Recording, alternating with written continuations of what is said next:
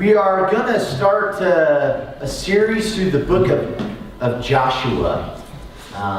Joshua is an exciting book. It's the start of the Old Testament prophets, if you will. It's a different section of the Bible than the Torah. The Torah is the first 5 books of the Bible, and then you head into the prophets, then you head into the wisdoms, and then those kind of books. So it's kind of split up. So we're starting this series in Joshua. I like Joshua for many reasons, but one of those is just what I titled this, God Moving Forward. This is a very, very important time for the Israelites, and Joshua plays a very pivotal role in God moving forward with his people. But we're going to get into that a little bit later. And so, but there's a couple questions I just want to kind of ask, and I want some feedback. So, yes, there's interaction, and kids, you can interact too. It doesn't have to just be the adults, so don't let them run you over with the answers, okay? So, all right. Can we agree today that life changes? Yes. Yes. I don't know anybody that is exempt from life changing. Life always changes, whether we want life to change or not, right? Life changes a lot out of our control, doesn't it? So kids, how are some of the things that life changes for you, Logan? Not getting candy? that changed your life that dramatically. Huh? So well, maybe we'll have to reevaluate giving candy out to kids. All right, Carly, how does life change for you? Getting a new sibling. Getting a new sibling, yes. That changes life in the household in a big way. And I heard about that through the kids in Sunday school today, talking about moments where they felt like they were unfairly treated. They're thinking siblings get more attention than others. So it was fun to hear. So, all right, adults, let's ask the question, how does life change for you? Besides adding a family member. A life changed for me this week. I quit a job and started a new job. That was a big change. Yeah. Transitioning from one job to another is a big change in our lives, isn't it? How else? Getting older. Wow, I'll tell you what. That's true. Getting older does change our lives. It changes our activities, doesn't it? There are some activities that when you're older you can't do, but you could do when you're younger, right? Yeah. There's some you can do that when you're older that you couldn't do when you were young. There you go. Yeah.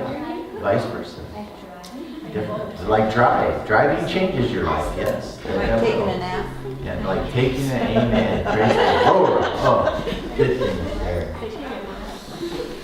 So, what's that? Your role, like my husband took a job out of town, so there's more on my plate. Sure. So I'm expecting more of the kids, and I'm like, so they kind of think I'm mean. So it's a whole Well, different change. yeah. Responsibility level changes our role in how we interact with our family, how we even interact with our community, right? And those are big changes. And we have to figure out, how do we deal with these changes sometimes?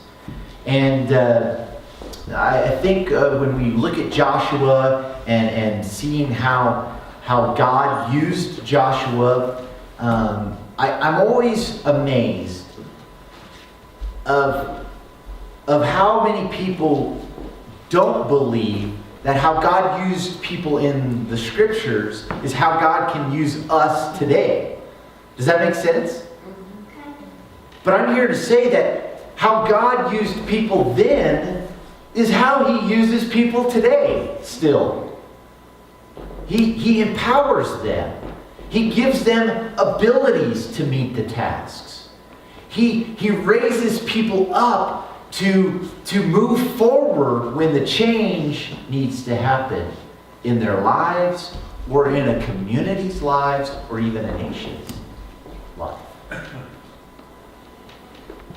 So hopefully through the beginning of our study here in Joshua, we will begin to plant the seeds of how God is going to use this one man to move the nation of Israel forward. Not only the nation, but the whole plan that God has set into place from Adam forward.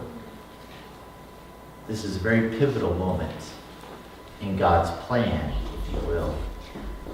So why is Joshua's story so important? Well, we know from the beginning when we read the very first verse of Joshua that a leadership change is happening in the nation of Israel. It's important. It's important for us to begin to study. It's also important because this is ushering in God's kingdom and establishing his kingdom here on earth. Now, what do I mean by that? We're going to get into that a little bit later.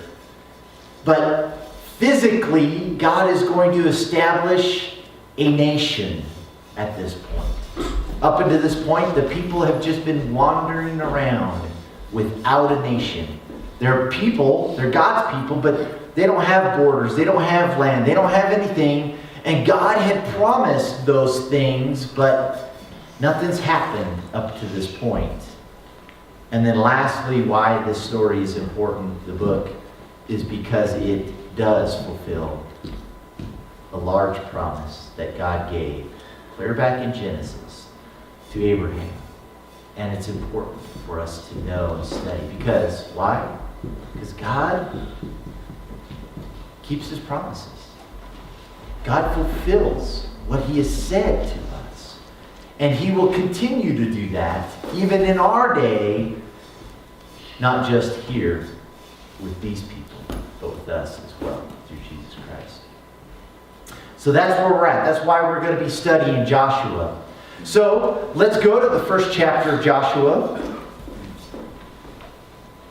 So kids, I know in Sunday school you've been working on figuring out how to look up the books of the Bible and knowing what chapters look like and what verses look like. So you guys can participate with us here in the service as well by grabbing a Bible and looking up those chapters and verses that we're going to be reading and reading for yourselves, that kind of thing too. So good job. So we can all be a part of the service.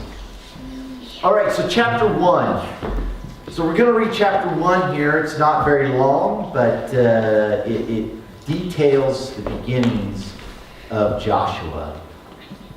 After the death of Moses, the servant of the Lord said to Joshua, son of Nun, Moses' aide, Moses, my servant, is dead. Now then, you and all these people get ready to cross the Jordan River into the land I am about to give to them, to the Israelites. I will give you every place where you set your foot, as I promised Moses. Your territory will extend from the desert of Lebanon and from the great river, the Euphrates, all the Hittite country, to the great sea on the west. No one will be able to stand up against you all the days of your life. As I was with Moses, so I will be with you. I will never leave you nor forsake you. Does that verse sound familiar? Yeah. Jesus tells us that. It's amazing how you can connect a lot of these things together. All right, reading on. Be strong and courageous, because you will lead these people to inherit the land I swore to their forefathers to give them. Be strong and very courageous. Be careful to obey all the law my servant Moses gave you. Do not turn from it to the right or to the left, that you may be successful wherever you go. Do not let this book of the law depart from your mouth. Meditate on it day and night, so that you may be careful to do everything written in it. Then you will be prosperous and successful. Have I not commanded you? Be strong and courageous. I don't know about you, but there's a theme kind of popping out here, okay? Be strong and courageous. Do not be terrified. Do not be discouraged. For the Lord your God will be with you wherever you go. So Joshua ordered the officers of the people, go through the camp and tell the people, get your supplies ready. 3 days from now, you will cross the Jordan here to go in and take possession of the land the Lord your God has given you for your own. But to the Reubenites, the Gadites, and half the tribe of Manasseh, Joshua said, remember the command that Moses, the servant of the Lord, gave you. The Lord your God is giving you rest, as he granted you this land. Your wives, your children, and your livestock may stay in the land that Moses gave you east of the Jordan. But all your fighting men, fully armed, and must cross over ahead of your brothers. You are to help your brothers until the Lord gives them rest, as he has done for you, until they too have taken possession of the land that the Lord your God has given them. After that, you may go back and occupy your land, which Moses, the servant of the Lord, gave you east of the Jordan towards the sunrise. Then they answered Joshua, whatever you commanded us, we will do, and wherever you send us, we will go. Just as we fully obeyed Moses, so we will obey you. Only may the Lord your God be with you as he was with Moses. Whoever rebels against your word and does not obey your words, whatever you may command them, will be put to death. Only to be strong and courageous. All right. Well, there's a lot to unpack here. But first, this story of Joshua does not begin here in the book of Joshua. We need to go back a little bit and get an understanding of where Joshua was coming from. How did Joshua become the leader of Israelite? Well, we need to actually start with a promise of a land that was to be given to the Israelites. We find this promise in Genesis chapter 15, verse 6. This promise was given to Abraham in a covenant. And we know that this covenant was very, very special because it was God's covenant to his people. And it was given in a very special way, that all the responsibility was to be relied upon God. See, when a covenant was made, we know in this time, in this age, that it was typically between two people, and each side had a responsibility to the covenant, to fulfill the covenant. But God did something unique here. When he gave the covenant to Abraham, it was solely on the whole shoulders of God. None of it relied on Abraham. And a part of that promise is this in verse 16. In the fourth generation, your descendants will come back here, for the sins of the Amorites has reached its full measure. Pardon me, that's not where I wanted to start at. 6 is where you want it. 6, thank you. Sorry, I got that a little mixed up there. Abraham believed the Lord and credited to him righteous. He also said to him, I am the Lord who brought you out of Ur of the Chaldeans to give you this land, to take possession of it. Land. A physical spot to dwell. To be God's people. Now, it would be a long time before this is fulfilled, but the promise was deep. and was dependent on God fulfilling the promise. And Abraham was along for the ride. God has promises for you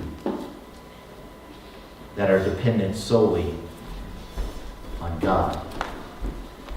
We are along for the ride.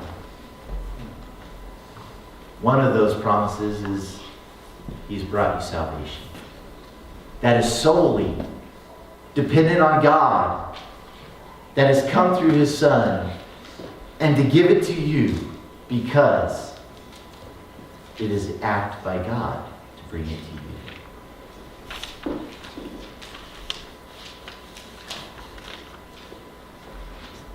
Now, I know Joshua was not alive during that promise, but it is very connected to Joshua.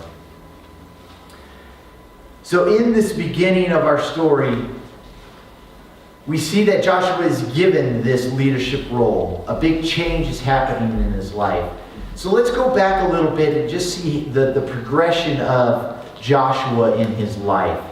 All right, so we're going to go to Exodus chapter 17. Now, these are some stories that I know we've read, but I don't know if we noticed Joshua and his impact in some of these stories, because he's kind of overshadowed by some bigger players in the story. But there's a thread, and Joshua is this thread through some of these major stories that are happening leading up to Joshua's big moment of becoming the leader, the official leader. All right, so Exodus chapter 17, verse 18. Let's read what we have here. Let's go up to, verse 8. So the Amalekites came and attacked the Israelites. Moses said to Joshua, "Choose some of your men, go out to fight the Amalekites.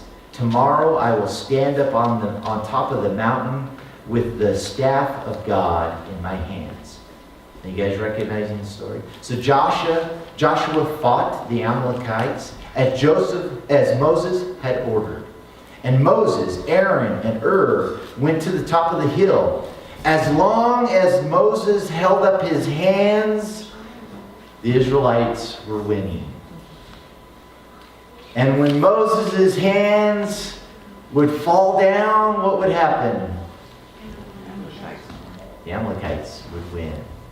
And so, as the scriptures tell us, his arms grew tired. And what did Aaron and do? They held his arms up, and they defeated the Amalekites. Now, our focus goes to Moses and Aaron, right?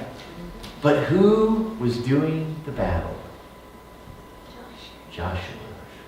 Joshua was there, battling from the very beginning. All right, let's turn to chapter 24 in Exodus.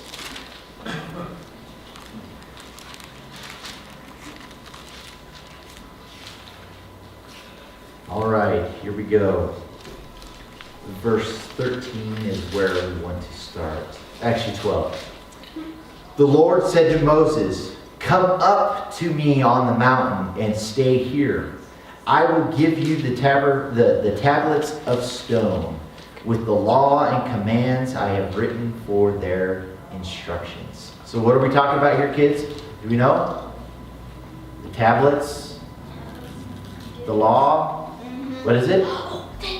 The 10 Commandments. Okay, so the Lord is saying, come up to the mountain, Moses, and I'm going to give you the 10 Commandments and the law that the people, to help them instruct the people. Then Moses set out with Joshua. Did you ever notice that Joshua went up to the mountain with Moses to get the 10 Commandments? That. Okay. Joshua, his aide, and Moses went up on the mountain of God. He said to the elders, "Wait here for us until we come back to you. Aaron and are with you, and anyone involved in a dispute can go to them."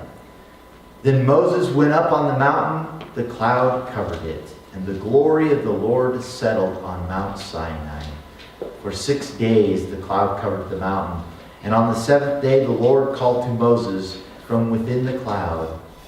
To the Israelites the glory of the Lord looked like a consuming fire on the top of the mountain. Then Moses entered the cloud as he went up on the mountain. And he stayed on the mountain 40 days and 40 nights. But who was with him? Joshua. So Joshua was a warrior.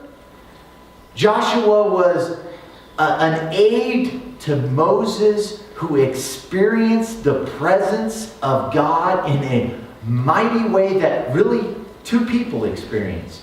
Moses and Joshua. Now, as Moses and Joshua came down to the people of Israel, what was happening at that moment? Carly? They killed the calf and made it into gold, into a statue. They melted all their gold and made a calf out of gold and were worshiping that. And Moses was angry and he broke the tablets, right? He threw them down. And then he had to go back up the mountain and get the tablets once more. But the first time, Joshua was with him. I don't know about you, but that would be an amazing experience to be in that kind of presence of the Lord and experience that. All right, so let's turn to chapter 33 and get another story of Joshua. It's building a resume here. I hope you see this. And how Joshua is a great example of us, for us, in how God is moving forward.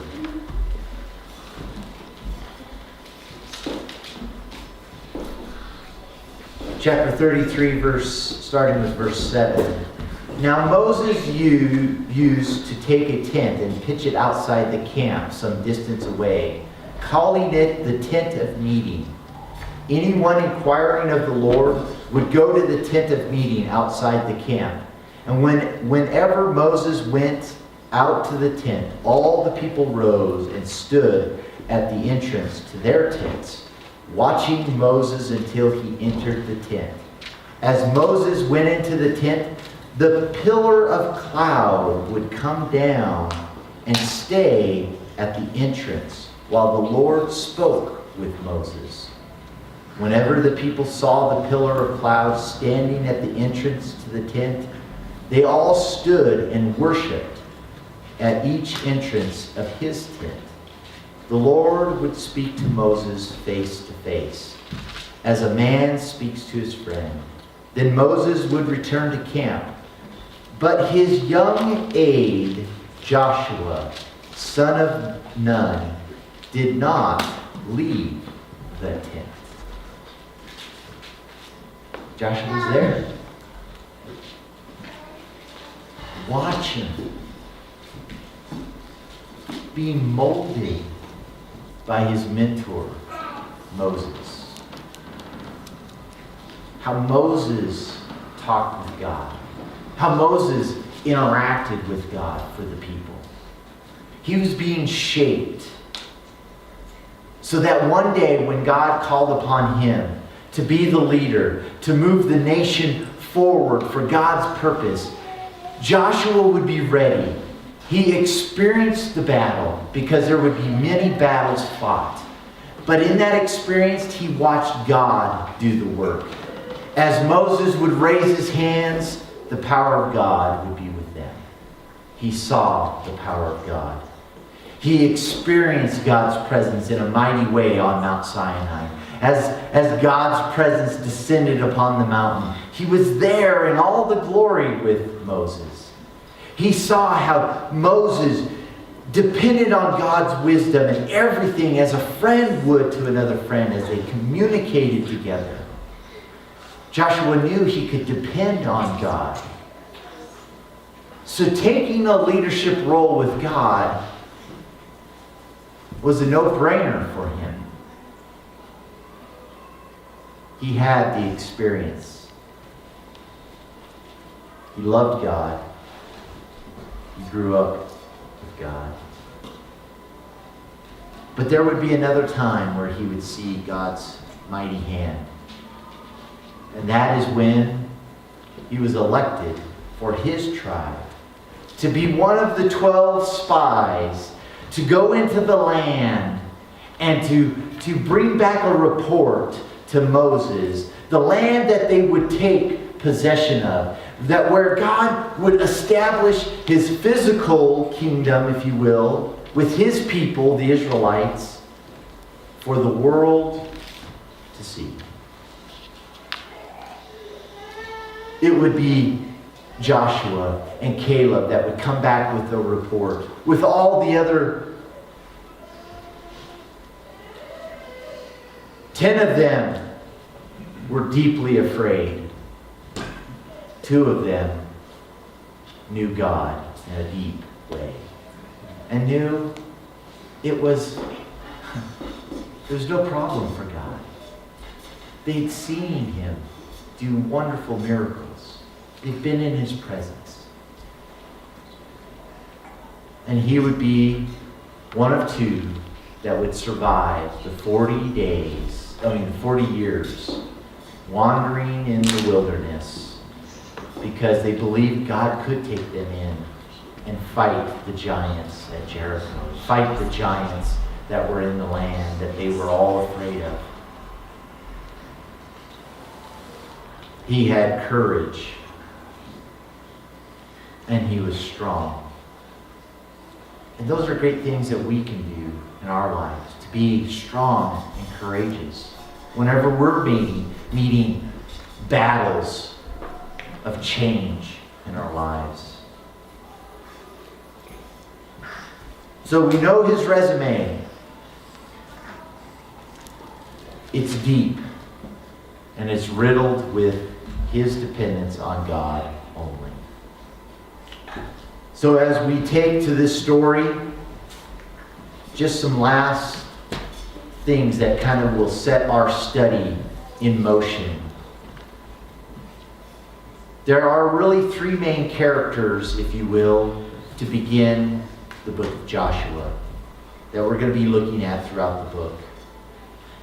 One is the main character, and I hope you've grabbed a hold of that, is what the Lord is doing. Not Joshua. No, the Lord is the main character here.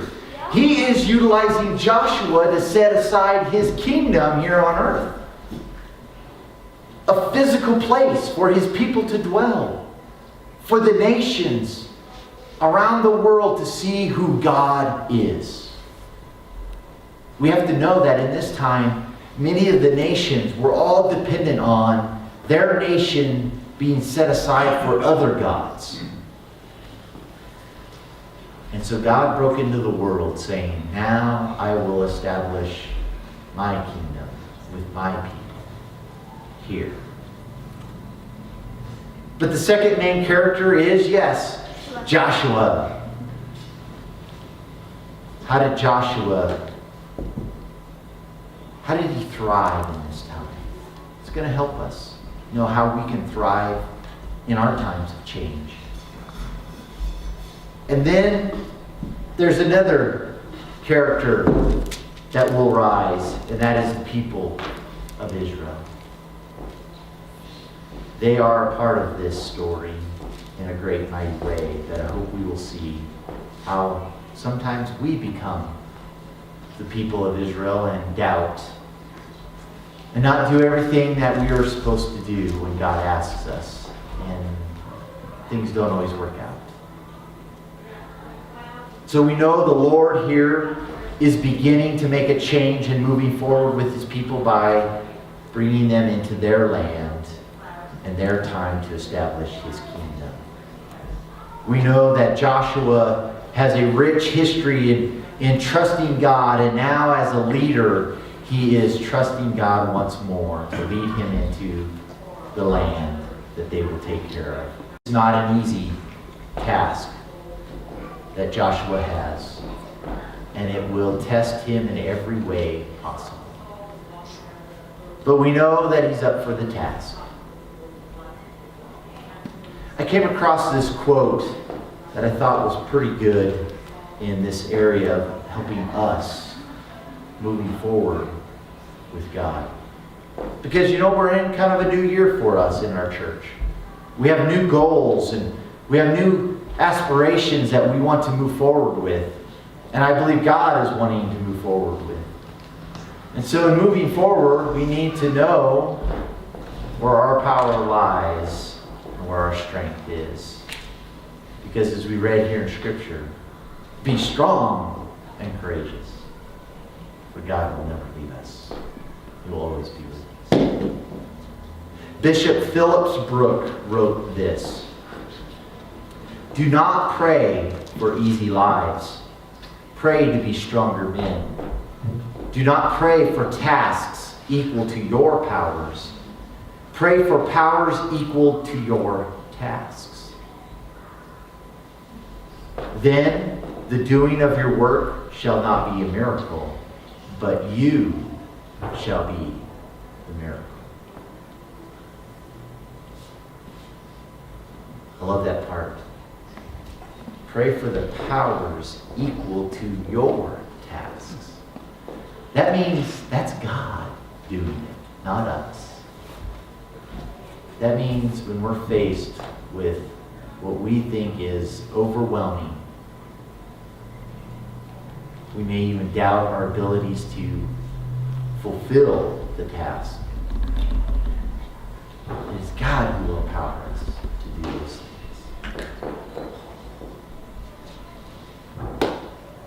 I hope as we go through this study, we will all catch little spiritual nuggets that we can hold on to that will take us deeper. We may not be able to walk up to the mountain and the presence of the Lord descend on us like Moses. But I believe when we get those spiritual nuggets in our lives, those are very special moments with God that will strengthen us so we can be strong. That will help us to have courage for when we face other difficulties in our lives. Let's pray.